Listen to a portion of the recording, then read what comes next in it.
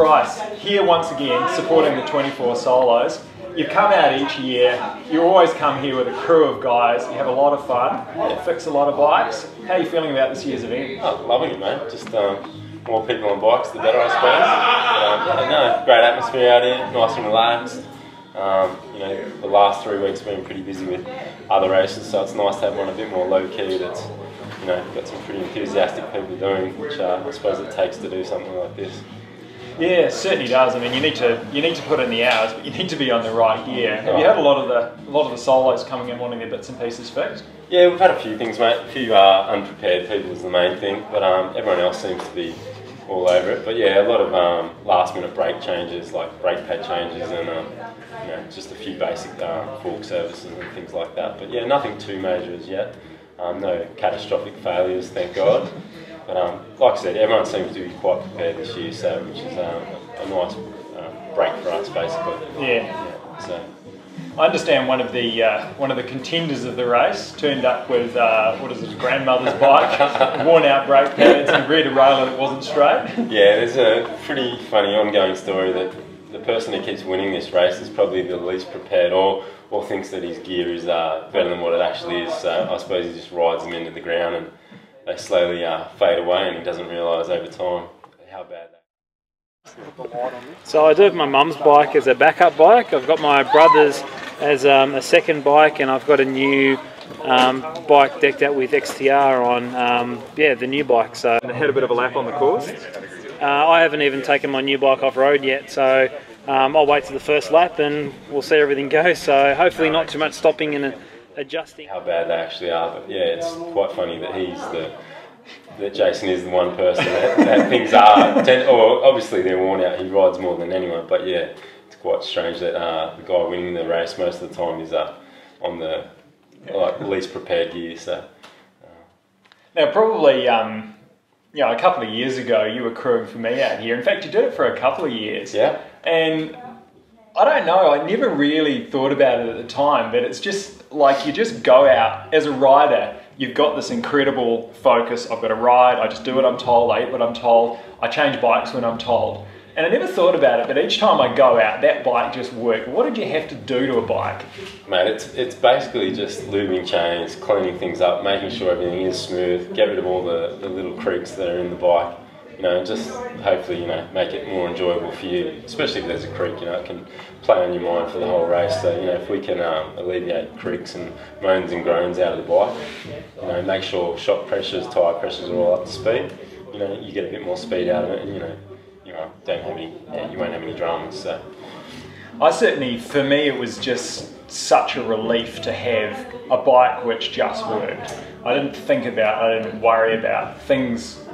Ran, my tyres were right, my pressures were right, brake pads got changed one race, and it was probably the only time I even noticed a big significant difference. I jumped on a bike, it felt new, and each time I went out it felt new, but I never really thought about how it happened. Yeah, I suppose with most people, if they feel like a mechanic's looked at their bike, you know, it gives them that reassurance that, oh, it's going to be right, you know, I've got 12 more hours to go and my bike's, you know, just being dialed in by a mechanic, so good to go again. So you know, it's like mind games really as well. So, you know, if you think that your bike's being looked after by someone, you know, you're probably going to go further and faster. So feel much more positive about it. Definitely. Yeah, all those little things. I mean, you know, all the mind games that happen throughout the night. You know, that just adds to the, you know, a bit of reassurance. Someone's there helping you out. You know, it makes you feel a lot better about things. So it certainly does. I mean, for me, at one stage, one of the contenders dropped out. I was in a miserable place. I was cold, I was wet,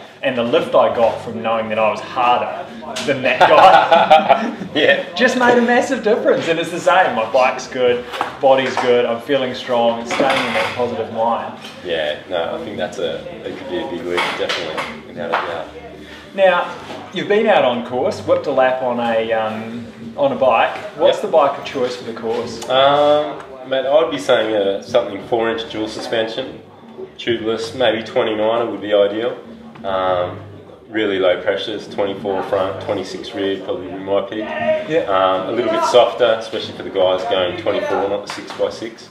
So, you know, a little bit softer in the front and rear, just to keep them going throughout the night, save their arms and forearms and shoulders and basically everything. So Yep. yeah, I definitely think a 4-inch, even a 5-inch would be nice. Probably wouldn't feel as racing, but it'd be very forgiving come the morning. So Payback dividends. yeah, definitely. I think Scotty Chancellor was out on a Trance, a 5-inch travel bike to start off. I thought that was probably quite a good move just to save his body a bit. Yeah, I had a chat to Scotty about that, and he loves that Trance X. Like, he's a really huge fan. He's got the Anthem and he's got the XTC, you know, the 4-inch, the short travel 29er and the hardtail 29er. But he loves that 5-inch travel. Yeah, I think it was when the Worlds were on here that Adam Craig, the giant American rider, he was saying that his bike of choice to race any World Cup would be a Trance 26-inch bike, which is a 5-inch travel bike. Which I kind of felt was, you know, everyone else is on hardtails, but he wanted to go the more suspension, I suppose. He likes bombing off things a bit more, but you know, it kind of makes sense, definitely for this kind of race. It's a very efficient bike. It's got a big wheel. You know, it'll roll over everything. Coming down the hill would just, you know, it'd be so much fun. Yeah. So put a smile on your face. Well, Adam Craig was one of the guys involved in development of the new Giant 29er, the 5-inch 29er, the Trance, and. You know, he's a big, strong rider, but you can certainly see like a bit of cushion in the ride would make life a lot easier. Yeah, just more fun. And I suppose, especially for the American market, they're going that more Super D kind of enduro kind of, you know, longer downhill kind of races. And you know, maybe that's where we're headed in the future. So you know, I was going to ask you. You see we've seen a big shift in a lot of the brands now from 26s to 29ers. Yep. 29er, for my money, big advantage. What do you think? Oh, definitely, without a doubt. It's, especially, I suppose it makes the bigger difference in people new to the sport. You know, it's more grip, it's smoother over rough terrain. It's, you know, it actually turns a very average rider into a more confident rider because you have those advantages. So yeah, look, definitely from a shop point of view, as soon as I put someone rides a demo bike in a 29, you know, it's sold.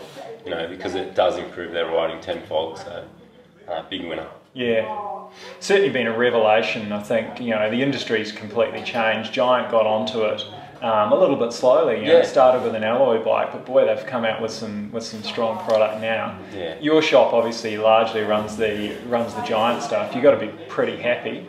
Oh, definitely. Yeah, no, look, Giant aren't at the forefront of most things. You know, they like to have things in development for a bit longer. But you know, there could be some changes coming.